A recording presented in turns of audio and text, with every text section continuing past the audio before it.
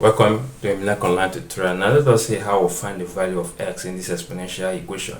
And it says that x raised to the power of the square root of x raised to the power of the square root of x all equals to 256. Now let us take note first of all that according to the law of indices, when you have a raised to the power of m or raised to the power of what n, this will give us a raised to the power of what m times n. So which implies that the exponent here will multiply each other to give you a particular product, which is mn.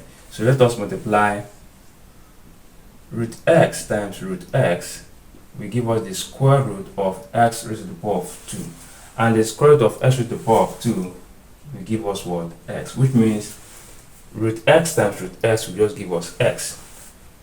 X raised to the power of x equals to what?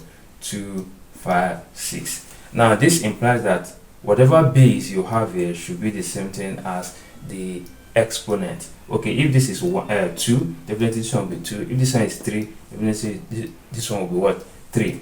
Now, can we reduce 256 to such a number that will give us the same as the base and the same as the exponent?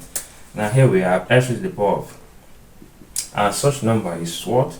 4 raised to the power of what? 4, which implies 4 times 4 times 4 times 4, which will give us what? 16 times 16, and 16 times 16 will give us what?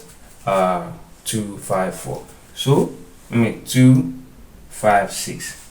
Therefore you can see that the base is the same thing as the base and the exponent is the same thing as the exponent. Then x equals to what? 4. Final answer.